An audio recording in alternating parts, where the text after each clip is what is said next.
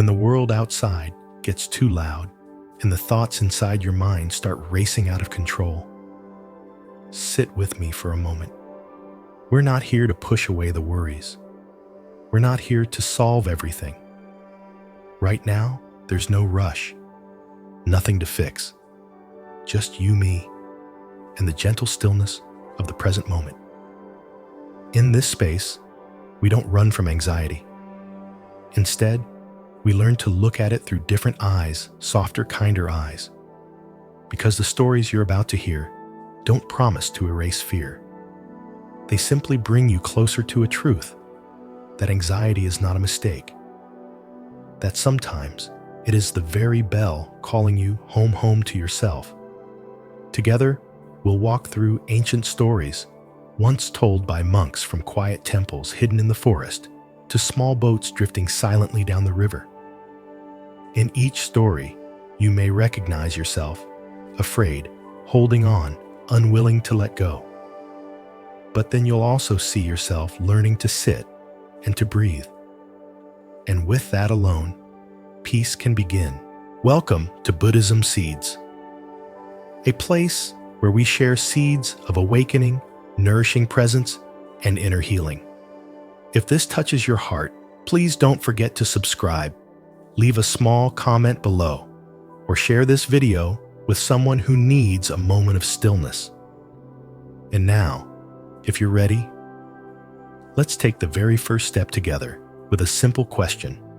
What is anxiety in the light of the Buddha's teachings? Part 1. The story of the empty boat, a symbol of letting go of personalization. When someone hurts you, have you ever caught yourself asking, why did they do this to me? When a cold remark lands like an unexpected blow, the mind immediately rushes to create theories. Do they hate me?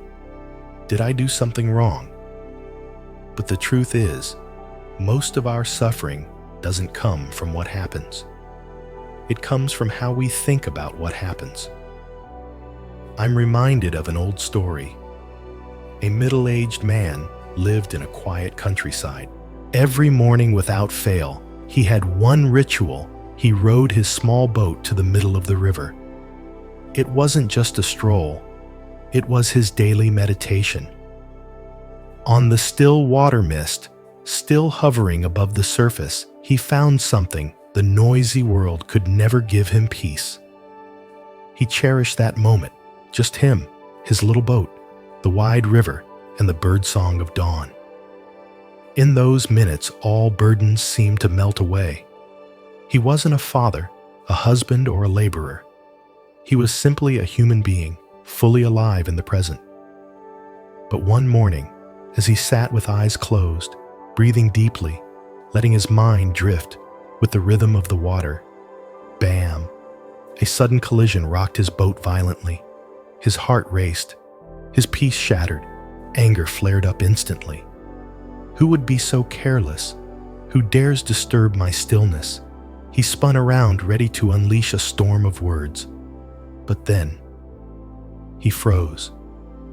The boat that had struck him was empty. No one inside. Just an old abandoned boat, drifting aimlessly with the current pushed by wind and water until it bumped into him. In that moment, his anger dissolved. What returned was a deeper kind of stillness, not on the outside, but inside.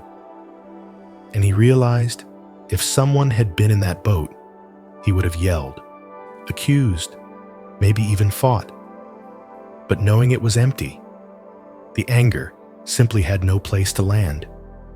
He asked himself, how many times in life have I gotten angry, thinking someone intentionally tried to hurt me, when in truth, they were just like this empty boat, pushed by the currents of life. From that day on, he no longer looked at life the same way. Each time he felt hurt, he paused and asked, could this boat be empty? That simple question made his life lighter. Because not every collision has a driver. Not every pain has a plan behind it. Sometimes, it's just life flowing, The mind loves to personalize, to imagine that every careless word, every silence, every odd gesture is aimed at us. And that's why we suffer. But what if the boat is empty? What if they didn't mean it? What if they were caught in their own struggles, their own unseen pain? What if it wasn't about you at all? Freedom begins when we pause before reacting. When we ask, is this boat empty? Not to excuse harmful behavior, but to see the truth of what's happening before the mind spins it into a battle. In Buddhism, this is a practice of compassion and wisdom. We stop personalizing everything. We stop letting the ego create a constant me that's being offended. Instead, we learn to simply see without judgment, without attaching a story. Have you ever held on to a harsh word from someone you love for weeks, even months? And in your heart, you built a story. They don't respect me. They don't care about me. But maybe that day they were tired, or hurting, or afraid. Maybe they didn't even realize they hurt you. That boat, too, might have been empty. Not everything is random, but not everything is personal. And once you see this, you begin to live more gently with yourself and with others. You no longer rush to react. You no longer turn every bruise into a war. Instead, you breathe and you observe. In meditation, this is a profound practice. Pause. Breathe in, empty boat. Breathe out, quiet heart. I'm not saying all harm is harmless, but I'm inviting you to set down the invisible weight you carry. That weight doesn't come from the bump itself. It comes from the stories your mind adds after. And sometimes, you too are the one in an empty boat. You may blurt out a sharp word, forget something important, hurt someone without ever intending to. Wouldn't you want others to understand you in those moments? Then why not offer the same understanding to them? Compassion isn't about saying wrong is right. It's about refusing to let wrong drag you into the pit of hatred. You can practice this in everyday life when someone cuts you off on the road, when a friend leaves your message unread, when a colleague seems distant. Instead of reacting, instantly ask yourself, could that boat be empty? The moment you ask, you're no longer controlled by it. You're awake, not driven by ignorance. And here's the beauty: you can also turn that question toward yourself. When you make a mistake, when you feel regret, when you don't understand why you snapped, ask, is my own boat empty right now? Maybe you were just exhausted. Maybe the winds of old karma carried you off course. Maybe you, too, were simply drifting. So be gentle with yourself. Forgive the collisions, not to excuse them, but to see them clearly. And once you see clearly, there's no need for blame. Life is a river. Everyone is drifting in their own boat, each carrying unseen burdens, memories, fears. If you remember, this life feels lighter. Not because there are fewer collisions, but because you no longer need to fight everyone. That is where the heart finds rest. That is where peace begins. And that is also where compassion takes root. Part 2. The mind is like the sky. Thoughts are like the rain. Learn to observe without judgment. Have you ever been surprised sitting quietly in meditation when suddenly a strange or even negative thought appeared? Maybe it was a memory that made you feel ashamed. Maybe it was an unkind impulse. Maybe it was an old reaction you thought you had long outgrown. And then a small voice inside whispers, "Why am I thinking this? Maybe I'm not good enough." If my mind is still like this, then meditation must be useless. If you've ever felt that way, you're not alone. Many people come to meditation with the expectation, when I sit in stillness, my mind will become pure calm and filled only with beautiful thoughts. But then they discover it's not like that at all. The mind isn't pure the way they imagined. And so they begin to doubt themselves. But here's the truth. The mind doesn't need to be perfect to be seen. It only needs to be observed with mindfulness and without judgment. Picture this. The mind is like the sky, and thoughts are like the rain. On that vast sky, rain can come at any time.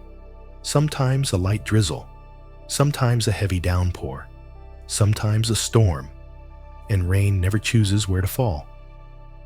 It falls on lotus flowers and garbage alike. It doesn't ask, is this good soil before landing? It just rains. In the same way, your thoughts, whether kind or unkind, positive or negative, are simply rains passing through the mind. They are not you. They don't define who you are. They are just phenomena arising and then fading away. The problem isn't that you have ugly thoughts. The problem is how you respond to them. Do you fight them? Do you scold yourself? Do you try to push them away? Or can you simply notice them, like clouds drifting across the sky, and smile gently? I still remember a small story that stayed with me for years. One morning after meditation, a middle-aged woman came forward, her face uneasy. She bowed to the monk and said softly, "Teacher, I've been trying to meditate every day, but the longer I sit, the noisier my mind becomes. Memories, worries, fears, they all rise up. My head feels like a marketplace. I don't understand. The more I try to be still, the more restless I become." The monk just smiled, completely unshaken, and asked her, "Have you ever seen a pond when it's been stirred?" She paused. I did too, listening. Such a simple question, yet so deep. The monk continued, "When water is stirred, it becomes cloudy. Leaves, mud, algae all rise to the surface. But if you stop stirring, if you simply wait, the water will clear again. Everything will settle." He looked at her with kindness. Meditation is the same. When you sit still, you stop stirring the mind. But because it's been stirred for so long, what has always been at the bottom begins to rise. Don't be alarmed. That is the beginning of healing. If you are patient, the mind will settle just like the pond. I don't know if she understood fully that day, but I've never forgotten the image of that pond. Since then, whenever my heart feels unsettled, I remember sometimes it is only when we dare to sit still that what needs to be seen finally appears. At first, the water is murky, but if you don't stir it, the mud settles. The mind is the same. It's not meditation that creates the storm of thoughts. It's meditation that allows you to finally see them clearly. Without sitting still, you'd never realize how many storms are inside you every day. Meditation doesn't make the mind worse. It only reveals what was already there. And here's the most important part. You don't need to be perfect to awaken. Awakening doesn't begin with being pure. It begins with being mindful, even of the parts of yourself that are difficult to face. Think about it. Have you ever been chanting or meditating and suddenly anger arose or an unpleasant image flashed in your mind? Don't panic.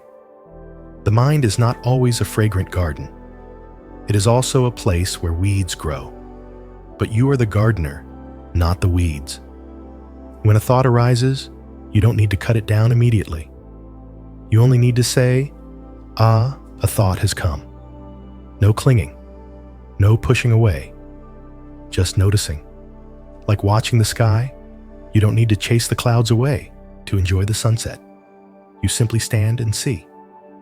In the Satipatthana Sutta, the Buddha taught, when the mind has greed, know the mind has greed.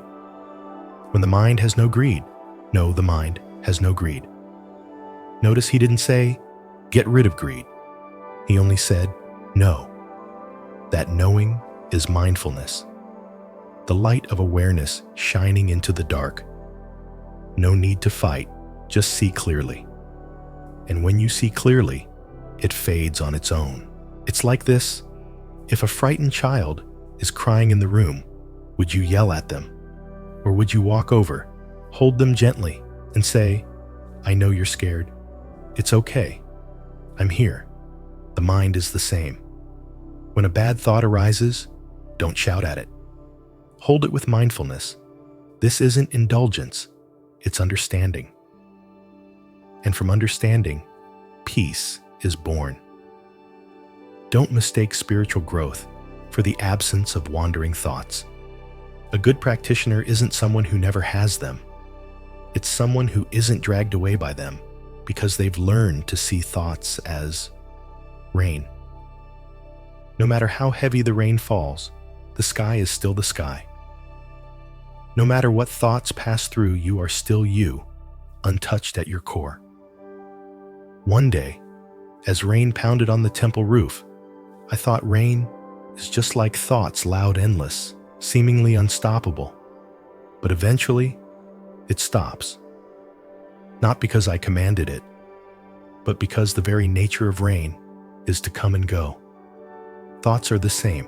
They cannot last forever unless you keep feeding them.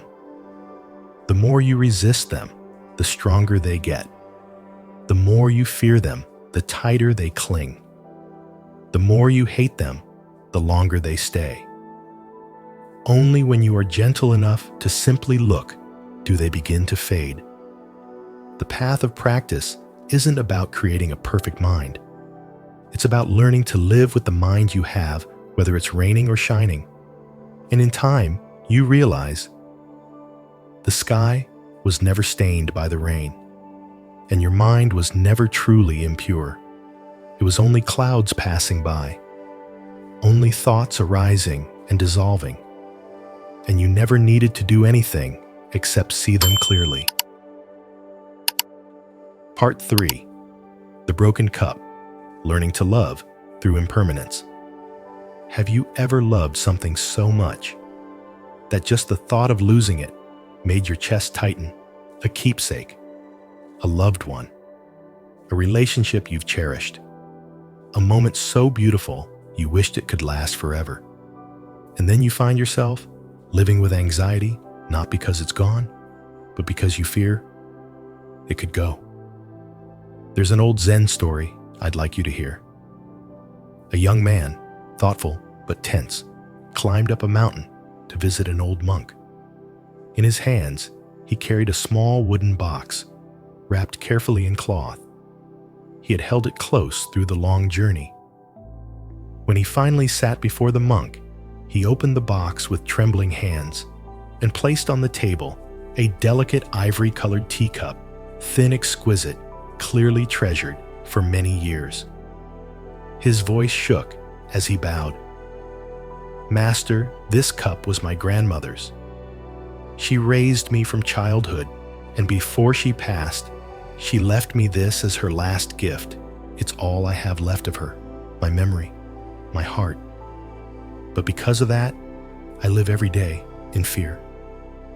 I'm afraid to carry it, afraid someone will bump into it, afraid my hand will slip, afraid that one day I'll come home and it will be broken while I'm away." He looked at the cup with tired, anxious eyes. It was clear he had been living under the shadow of this fear for too long. The monk didn't answer right away. He simply poured himself some tea, raised the cup to his lips, and drank. Steam rose and mingled with the soft evening light, creating a gentle peace in the room. He set the cup down, smiled softly, and said, "That cup. In my mind, it's already broken." The young man stared in shock. "But master, it's not broken. It's still whole." The monk nodded his eyes, calm as a still pond.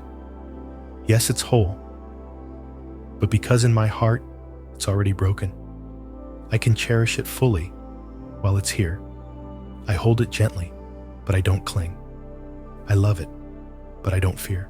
I know one day it will break If not today, then someday.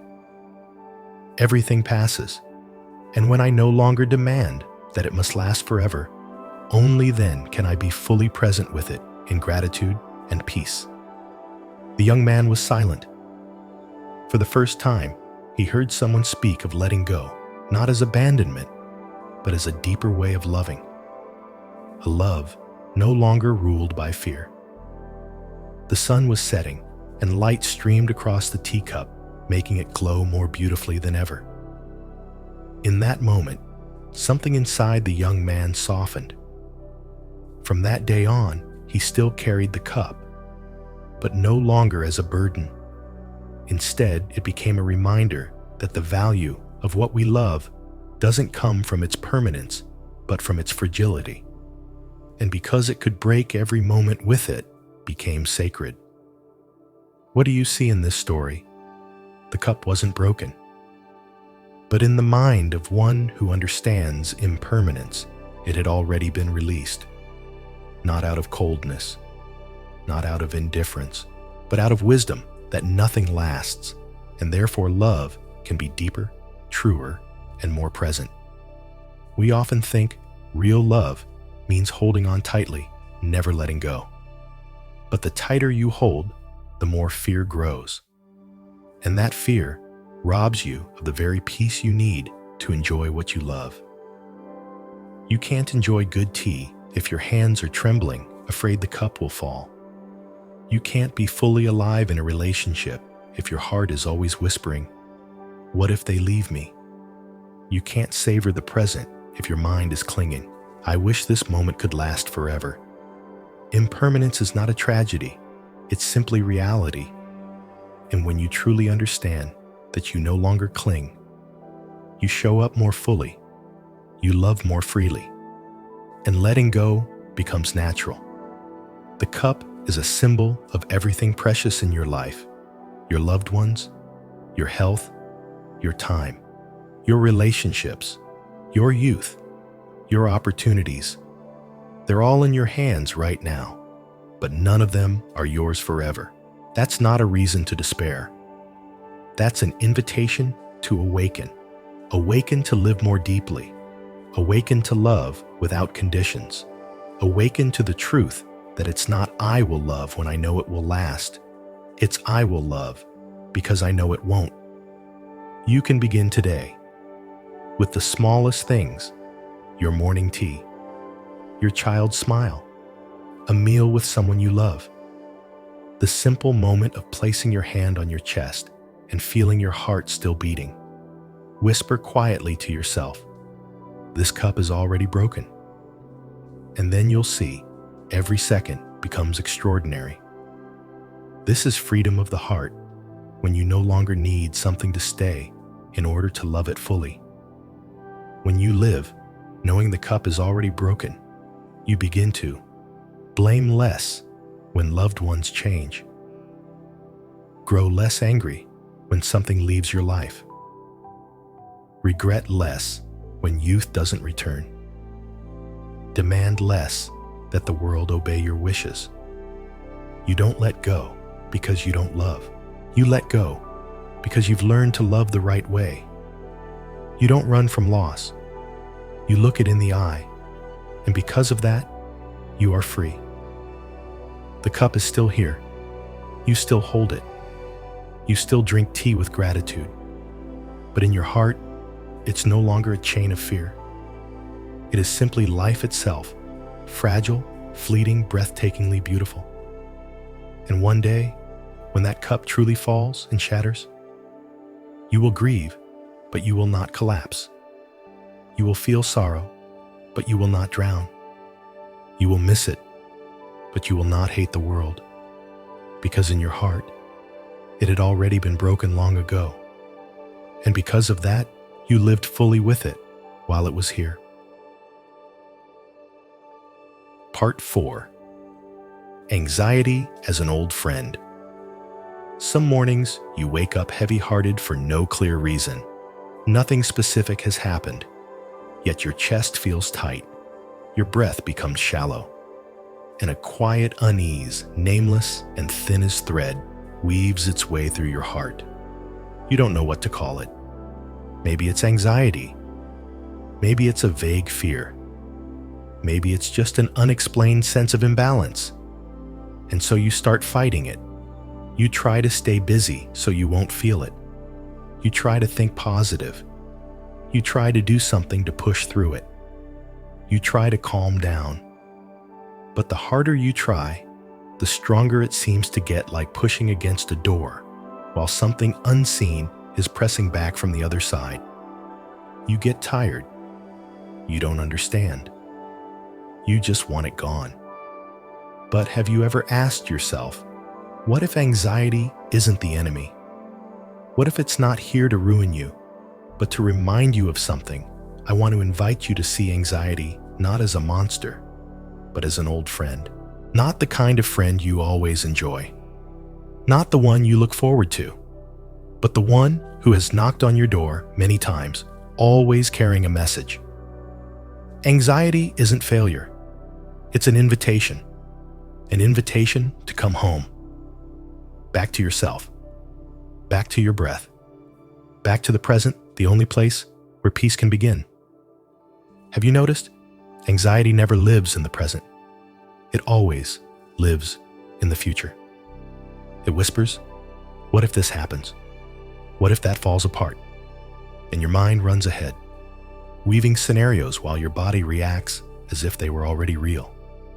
Your heart races, your breath quickens, your hands grow cold, and you think, something must be wrong with me. I'm failing. But if in that very moment you simply pause, not running, not analyzing, not forcing yourself to be calm, just breathing, what happens then? Try this. The next time anxiety rises, sit down. Place your hand over your chest. Close your eyes and gently ask, oh, you're here again. Hello, my friend. Then breathe. Inhale. I know there is anxiety in me. Exhale. I hold this feeling with gentle presence. You don't have to understand fully why it came. You don't have to chase it away. You just have to be there like a trusted friend listening. Because anxiety at its core is only a signal. It's the bell that rings when your mind has wandered too far from the present. It is not a problem. It's a guide. It's saying, you've drifted too far. Come back. Back to your body. Back to your breath. Back to this life right here. I know this isn't easy. Anxiety can feel paralyzing. There are moments you believe you'll never get through it. But I also want to remind you, no feeling lasts forever. No wave rises without falling. And every breath will always bring you back to life. You can practice with small moments when your heart beats faster than usual, when your palms sweat for no reason, when you feel restless and uneasy. Instead of running, pause. Take a deep breath in and let it out slowly. Whisper to yourself, it's okay. I'm here. I'm breathing. I'm alive. This is just an old friend visiting. They've only come to remind me to return. In meditation, trembling is not an obstacle. It's a doorway. That tightness in your chest is not proof of weakness. It's proof you're alive. Anxiety is simply part of being human, like clouds in the sky.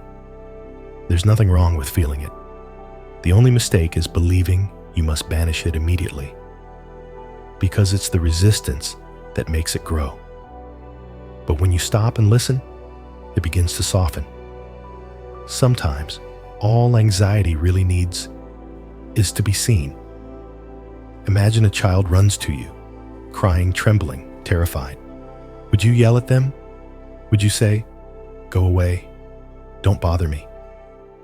Or would you open your arms, hold them and whisper, it's okay, I'm here. You're just scared, that's all. Your mind needs the same. Your anxiety needs the same. Not reaction, but presence. So begin with your breath. When anxiety shows up, don't try to suppress it. See it as a bell, as a reminder. Come back. Listen to your body. Pause and breathe. And slowly, something shifts. Not because you've erased anxiety, but because you're no longer afraid of it. You're no longer running from it. And in that very moment, you are free.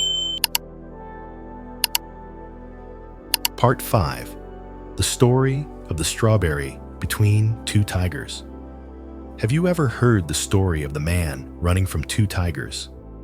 One golden afternoon in the countryside, I heard about a man, not a philosopher, not an enlightened monk, just an ordinary person like any of us. Yet his story left me with an unforgettable lesson about the true meaning of the present moment. One day, this man was walking through the forest when suddenly two tigers began chasing him.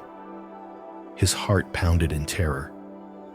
Without thinking, he ran through the brush, across dry leaves, stumbling, but never stopping, because he knew that even the slightest delay meant death was near. In his panic, he came across a dry well. With no other choice, he scrambled down, clinging desperately to a root that jutted out from the side. That thin root was the only thing standing between him and death. Above him, the tigers prowled, waiting for him to slip. Below, a venomous snake coiled in the darkness, its cold eyes fixed on him. There he hung suspended between two fears, death from above or death from below. But fate wasn't done with him yet. As he clung to the root, he noticed two mice, one white, one black, gnawing slowly at its base, bit by bit, patiently, inevitably. It was only a matter of time before the root gave way. His life at that moment was nothing but a countdown. And yet, in that hopeless moment, he saw something remarkable, a single ripe red strawberry hanging just within reach. No one knows how it grew there or why it existed in such a dangerous place. But there it was, perfect, vibrant, undeniable. Without hesitation, he reached out, plucked the strawberry, and placed it in his mouth. The sweet, fresh taste spread across his tongue, and for that brief instant, everything else disappeared. He was no longer a man waiting to die, no longer trapped between tiger, snake, and mice. He wasn't lost in the past or afraid of the future. He was simply here with the strawberry, with the sweetness, with himself. And that was happiness. Not because he escaped death, not because he found a way out, but because he tasted the fullness of life in the only place it could ever exist this moment. To me, this story isn't just a parable. It's a quiet reminder life will always have its dangers, its fears, its storms. But if we can pause, even for a breath, and notice the strawberry right in front of us, happiness is already here waiting. Do you see yourself in that man? You too may be caught between two tigers, one called the past, filled with pain, regret, and loss, and the other called the future, heavy with worry, uncertainty, and fear. And in the present, you cling to something fragile, maybe a habit, a relationship, or a belief. Meanwhile, time itself, the white mouse of day and the black mouse of night, gnaws at it, slowly reminding you that nothing lasts forever.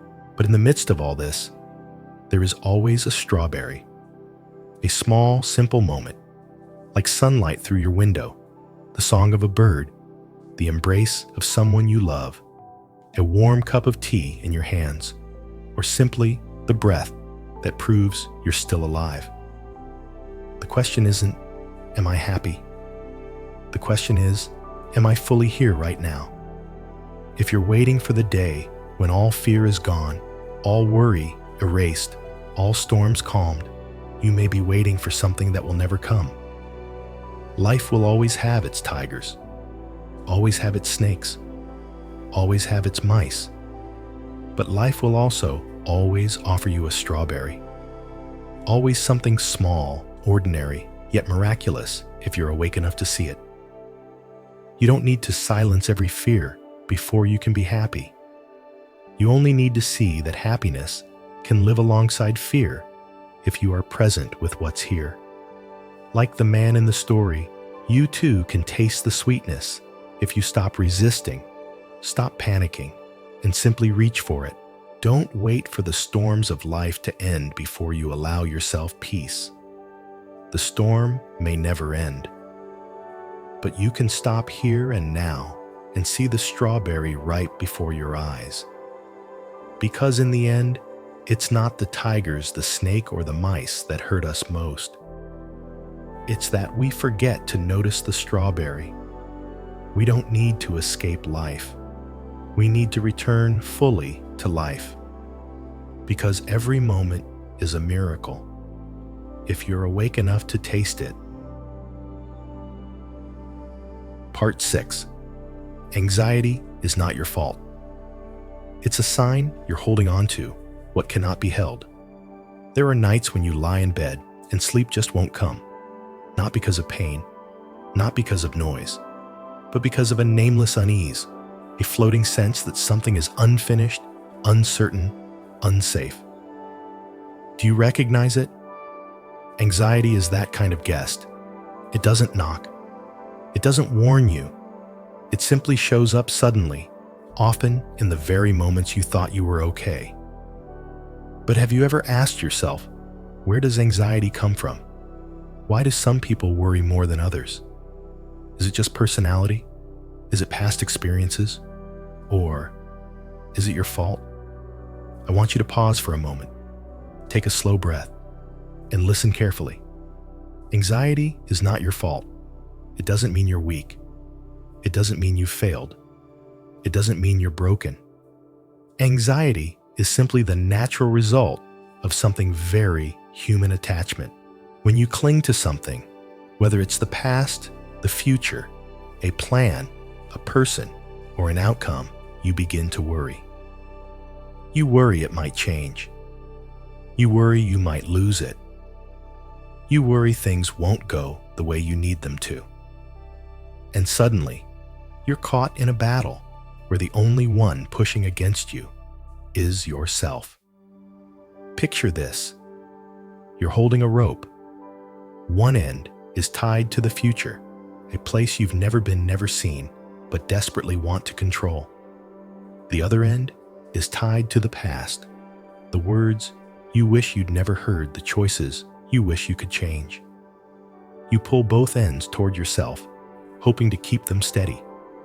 But instead of balance, your hands ache, your chest tightens, and your mind strains. That is anxiety. Not an enemy, but the result of holding too tightly to what can never be held. You may notice your thoughts circling around. What if I fail? What if they leave me? What if I make the wrong choice? Do you see? They all begin with two words. What if? That is the landscape of anxiety. A place built entirely out of imagined scenarios. The more you think, the more restless you feel. The more restless you feel, the more you try to control. The more you try to control, the more anxious you become. The cycle won't stop until you let go. But letting go does not mean giving up. It doesn't mean surrendering to fate. It doesn't mean you don't care. And it certainly isn't laziness. Letting go is an active choice. It's looking at reality and saying, I cannot control everything, and that's okay. Letting go is realizing I don't need to know the future in order to live fully today. Letting go is understanding. The past has already happened, and I don't have to chain myself to it anymore. You may ask, but how do I let go? There is no magic formula, no instant prayer that will make it happen overnight. But there is one simple reminder, one you may have heard before, though you may have forgotten how to truly listen. Return to your breath. When your mind runs into the future, breathe. When your chest tightens with the past, breathe. When your head fills with what ifs and if onlys, breathe. The breath won't solve your problems, but the breath will bring you back to the only place solutions can begin: the present. My friend, I know how hard you've tried. You've worked to do what's right. You've done your best to protect those you love. You've carried the weight of creating a better life for yourself and others. But sometimes it's that very effort that exhausts you because you're trying to do what no one can control: everything. I'm not here to tell you to stop trying. I'm here to remind you some things can only be truly kept when you no longer cling to them. Like holding a small bird in your hand, squeeze too tightly and you'll hurt it. But if your hand is soft and open, it may stay because it feels safe. Your mind is the same. Anxiety doesn't disappear when you run from it. It doesn't fade when you pretend it isn't there. It only softens when you have the courage to look at it like a lost child who needs your embrace, not your rejection. Every time you take a deep breath, every time you notice your worry and gently return to the present, you are healing. Every time you stop blaming yourself for feeling anxious and instead just observe, you are opening your heart. And every time you let go, not of life, but of useless control, you are walking closer to peace. I want you to hold this truth deeply. You don't have to eliminate anxiety to find peace. You only need to learn how to live with it, like clouds drifting across the sky. They come, they go, but the sky itself remains untouched, vast and clear. Peace is already within you. You just need to remember the way back, and that path always begins with a single breath. Part 7. In every small act. Pouring tea, washing dishes, walking. If you're fully present, that is meditation. You might be thinking, I want to practice meditation, but my home is too noisy. Or I'll wait until the weekend when I have time and peace to sit down and meditate. But here's something many people don't realize. Meditation doesn't require silence. It doesn't require you to escape the world in order to begin. Because meditation can begin right now in the smallest things you do. Did you know that just holding a cup of tea, taking a step, or touching a dish in the sink, if you are fully present in that moment, you are already meditating? No temple bells needed. No special cushion required. The only requirement is this place, your full awareness in one simple act, with mindfulness, with presence, with deep listening. That very moment becomes your meditation hall.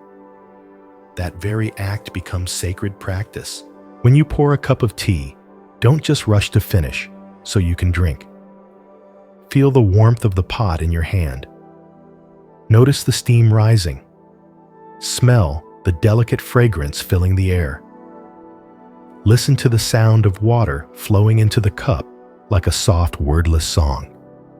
That is not just making tea, that is meditation. When you wash the dishes, instead of letting your mind wander into unfinished tasks, return to your hands. Feel the warmth of the water. Touch the smoothness of the plate. Hear the trickle of the faucet. Ask yourself, am I cleaning the dishes or am I cleansing my mind? Even walking, the simplest act of all, can become meditation. Take one step slowly. Place your foot on the ground as though you are touching the very heart of the earth. Feel the weight of your body, the movement of your muscles, the rhythm of your breath. One step taken with full presence is one step in awakening. Do you see? You don't need a retreat to practice. Everyday life, with its repetitive, ordinary chores, is the greatest meditation hall of all. When you are fully present in each moment, mindfulness begins to bloom.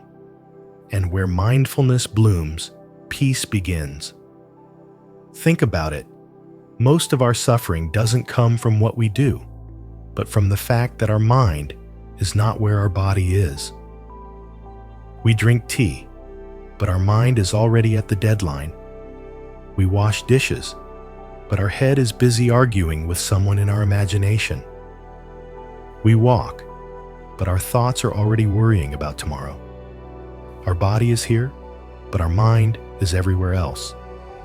That's why the Buddha said, live in the present. Don't chase the past. Don't dream of the future. The present is where life truly happens. I don't know what your profession is. Maybe you're a teacher, a driver, a nurse, a factory worker, or a homemaker. But this much is true. You can live mindfully no matter who you are. Driving can be meditation if you drive without rushing, without scrolling your phone, without letting your mind run ahead of your wheels. Drive as if you are carrying your own heart down the road. Cooking can be meditation. Instead of cooking in frustration or haste, try cutting vegetables with respect, stirring soup with gratitude. Grateful that you have hands to cook food, to prepare, and people to share it with. Even cleaning your home can be meditation, because in cleaning your house, you may also be cleansing your inner space if done with a clear heart. Meditation is not a complicated technique. Meditation is simply coming back to yourself, back to your breath, back to your step, back to what you are doing, back to this very moment where life is actually unfolding. I know for many of you, meditation sounds distant. Maybe you've thought, I don't have the patience. I'm not a spiritual person. I don't have time. But if you are breathing, you already have everything you need to meditate. Just stop for a few seconds. Inhale deeply, knowing you are inhaling. Exhale gently, knowing you are exhaling. That is meditation. You don't need to become someone else. You don't need to reach some special state. All you need is to be present with yourself in this very moment. That presence is the greatest gift you can give yourself. And from there, you'll notice your mind slowly shifting. Less anxious, less hurried, less tense. Because you are no longer just rushing through life unconsciously, you are actually living it. My dear friend, meditation is not far away. It's right here in how you live each day, in how you eat, drink, walk, breathe. Meditation is the art of being present. And presence is the foundation of all happiness. So starting today, I invite you to choose just one small act. Pour a glass of water, wipe a table, wash your hands, fold your clothes. Do it with awareness, with a gentle focus. And you'll discover meditation is not abstract. It's real, it's close, and it can become the most beautiful part of your life. Part 8. Healing through acceptance. True healing doesn't come from controlling everything. It begins when you have the courage to face what is here gently, with compassion and with acceptance. Pause for a moment and ask yourself, how many times in your life have you tried to control everything around you? How many nights have you stayed awake worrying about something that hasn't even happened yet? How often have you felt exhausted from clinging to something that was already slipping away? The deepest fatigue doesn't come from what's happening outside. It comes from resisting reality inside. You may think, if I'm strong enough, smart enough, disciplined enough, I can avoid pain. But life doesn't work that way. None of us can control everything. None of us can plan for every turn. None of us can choose only the pleasant things and skip the painful ones. We often think healing begins when the pain disappears, when the memories stop hurting, when everything feels better. But real healing doesn't begin with disappearance. It begins with facing what is. Can you sit with what hurts? Can you sit with your sadness instead of running from it? Can you name your fear instead of pretending it doesn't exist? That is the true beginning of healing, when you stop running away from yourself. Compassion doesn't start with others. It starts with you. It's when you stop judging yourself for what you've been through. It's when you stop calling yourself weak just because you cried. It's when you can say to yourself, I've tried my best. I am still worthy of love, even if I'm not perfect today. Acceptance is not surrender. It is not giving up hope. Acceptance is acknowledging what is here so that you can embrace it, understand it, and slowly transform it. Instead of asking, how do I stop hurting? Try asking, what is this pain trying to teach me? Maybe it's asking you to slow down. Maybe it's reminding you that you've neglected yourself too long. Maybe it's opening the door to growth. I know it isn't easy. Some wounds have been buried for years, and you fear that touching them will make them explode. But you don't have to heal everything in a single day. You just have to start with one deep breath, one honest look, and a little kindness for yourself. Healing is not a destination. It's a journey. It's learning to be gentler with yourself each day. It's waking up and saying, today I won't force myself to be okay. I will simply be present. In Buddhism, there's a beautiful word, mindfulness. It means being aware of what is happening in the present moment, without judgment, without denial. With mindfulness, even sadness can become a companion, not an enemy you must destroy. You don't need to become someone else. You only need to come back to yourself exactly as you are, with your wounds, with your confusion, with your unanswered questions. That honesty is the most fertile ground for healing. I won't tell you it's easy, but I will tell you it's real. And truth, when faced directly, has the deepest power to heal. If you're carrying a pain today that hasn't eased, I invite you. Don't try to chase it away. Sit down, breathe deeply, and say to yourself, I am here. I see this pain. I am not running anymore. That alone is already a big step home, and I want you to remember, you are not alone. Healing doesn't come from control. It comes from daring to see what is here with love and acceptance. I know sometimes what you want most is for the sadness in your heart to vanish. You want to control it, silence it, erase it. Maybe you've tried positive thinking. Maybe you've tried meditation just to distract yourself. Maybe you've smiled through tears hoping no one noticed. But real healing doesn't come from suppressing pain or pretending everything is fine. It begins only when you turn toward your pain. Not avoiding, not denying, not covering up. Many fear that accepting sadness means drowning in it, or that accepting anger means becoming dangerous. But that's only fear speaking. In truth, the most frightening thing is not the emotion itself, it's our refusal to be fully present with it. Have you ever tried placing your hand over your heart and gently asking, where does it hurt, like you would comfort a child who fell and is crying?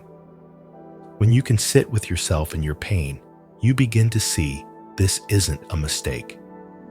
This is part of the journey. This is life, showing you that a part of you is asking to be seen, understood, and blessed. Let the pain speak. Sometimes, in its silent cry, you'll hear your soul calling a plea to be heard, to be understood, to be loved. Nothing needs to be fixed before it is seen. Every attempt to suppress, to control, to force yourself to get over it only takes you further away from true healing. The path to healing is not about being positive or pretending to forgive or rushing to move on. The path begins with honesty, Honest enough to say, I'm hurting. I don't have it all figured out. I'm lost right now. And in that honesty, you'll realize you are not weak. You are simply carrying a wound that has not yet been touched with care. Everyone carries such wounds, so don't blame yourself. Don't force yourself to be stronger, faster, calmer than you are. Remind yourself, healing requires respect. Respect for how you feel. Respect for the pace of your process. Above all, respect for your soul. You don't need to change everything right now. You only need to begin with honesty so you can finally let go of the belief that you must be perfect to deserve love. And healing at its core is that simple. It is you becoming real. Part 9. Many wounds in life don't come from what happened, but from the story we tell about it. Have you ever been furious over something small? Felt your heart burning because of a look, a word, or an action you thought was offensive only to later discover no one meant anything at all. It was just a misunderstanding, just a story you told yourself. Pause with me for a moment. How many times in your life have you suffered not from the event itself, but from the meaning you gave it? How many moments of anger, sadness, or pain have come not from reality, but from the story your mind created around it? Picture this: a boat drifting aimlessly down the river bumps into yours. If you know no one is steering it, you don't get angry. But if you think someone deliberately rammed into you, your anger ignites instantly. The difference isn't in the collision, it's in the story you told yourself. And this is what makes us hurt. Not that life is cruel, but that we filter it through the lens of our wounds. A careless word becomes an insult. A blank stare feels like contempt. A silence is interpreted as rejection.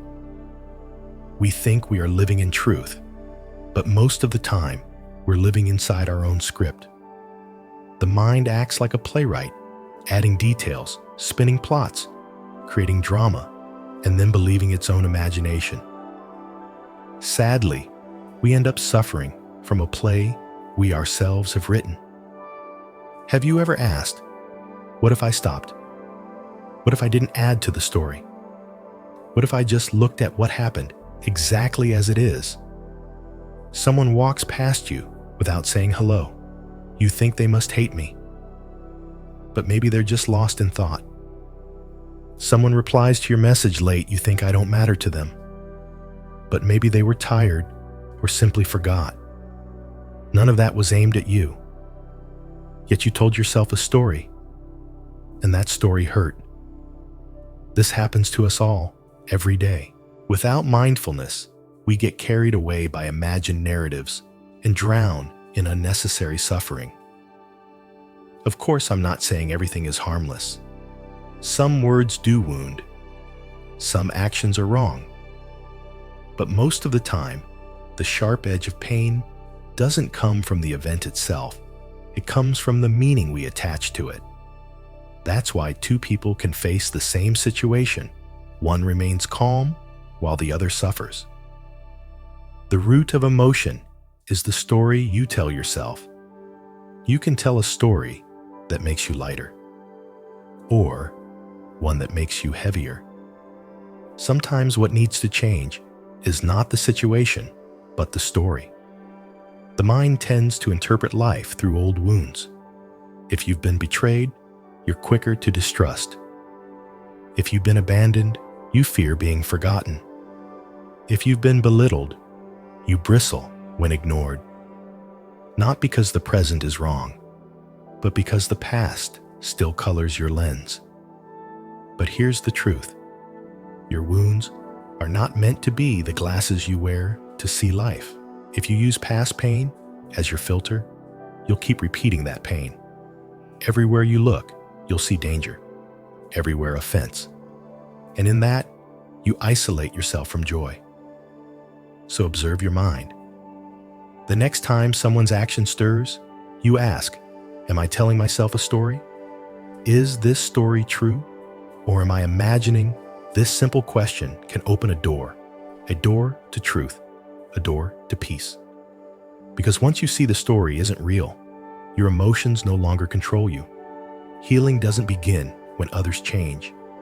It begins the moment you look into your own mind and release the stories that aren't real. That's the turning point. From that moment, you are no longer a victim of what's outside. You become the master of yourself. You can choose to tell a different story, a kinder one, a lighter one, or none at all. Just see things as they are. And sometimes, when you stop telling stories, you realize you were never really broken. You were only lost in the haze of imagination. Clear mind, clear life. Calm mind, calm world. Not because circumstances changed, but because you stopped adding to them. You laid down judgment.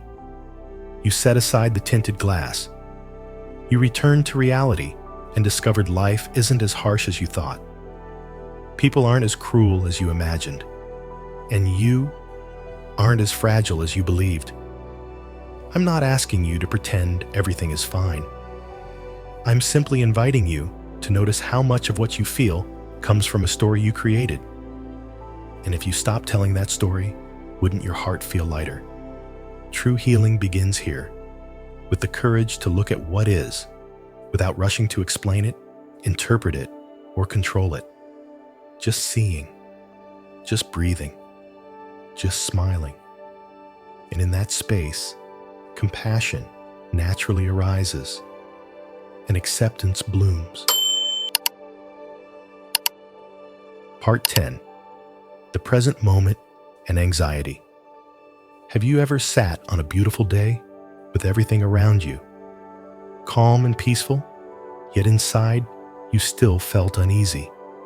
Nothing was actually happening yet. Your mind kept running towards something from the past, or towards something that hasn't arrived. That's the state most of us live in alive, but not truly living in the present. The present is the only thing that actually exists. The past, whether sweet or sorrowful, lives only in memory. The future, whether filled with hope or fear, is only imagination. And yet the human mind constantly abandons what's real, chasing after what's already gone or what hasn't yet come. We dwell on old stories, replaying what has ended. We paint endless scenarios, plan and worry about things that haven't even happened. And in forgetting the present, we lose our peace. Anxiety is what happens when the mind leaves the now. It runs off to a conversation that hasn't happened, a result you don't yet know, or a fear that hasn't taken shape.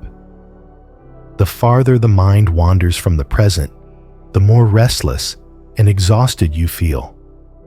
Because you can't hold the future and you can't change the past. You can only touch what's happening right here, right now. Imagine holding a ripe strawberry in your hand. You can smell its fragrance, see its deep red glow, taste its sweetness on your tongue. But if your mind is already in tomorrow's meeting or lost in yesterday's regret, you won't taste it at all. That strawberry becomes just an image you missed. Isn't this what happens in our lives? Eating without really eating, listening without really listening, living without truly living, because the mind is elsewhere. Practicing presence isn't abstract. It's the simple ability to stop and really be here, to bring your mind back to your body, to notice you are breathing, walking, sitting, or smiling, to recognize that in this moment, you already have enough to live, to love, to feel. Many people think living in the present means neglecting the future. It doesn't. Living in the present is the strongest foundation for the future because it keeps you from being swept away by fear and worry. When your mind rests in the present, You act with more clarity, more mindfulness, and more freedom. Try pausing for just 1 minute. Do nothing. Don't rush. Simply sit and notice your breath.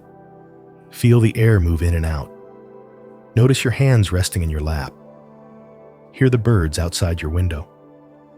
And you'll see the present moment is overflowing with things you usually miss. Yes, your life may be full of responsibilities, worries, and obligations. But even in all of that, you can pause like someone walking through a field, stopping now and then to admire a wildflower.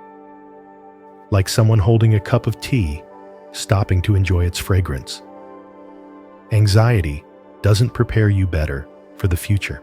It only drains you. Anxiety doesn't change anything. It only steals your clarity.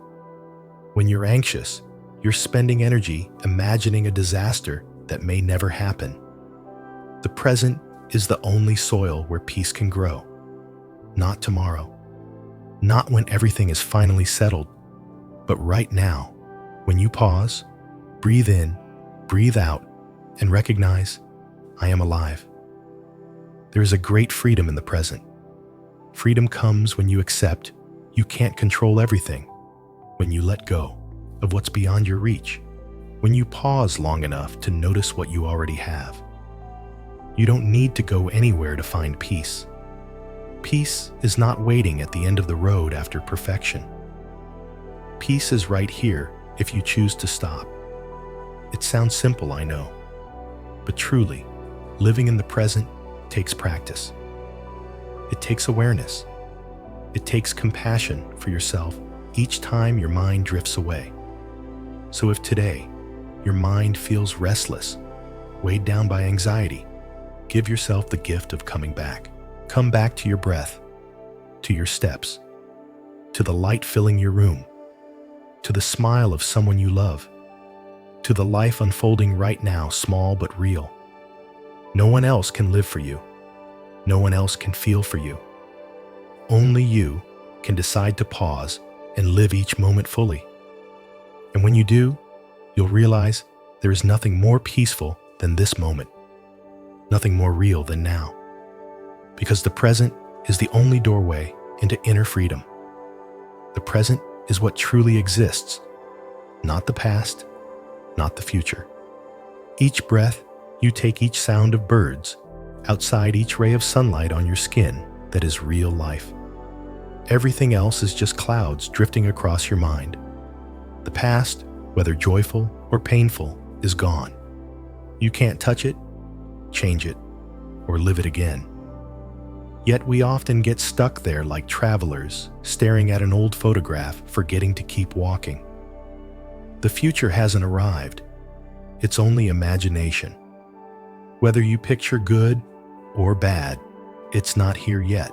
Still, the mind loves to run forward, as if worrying somehow gives you control.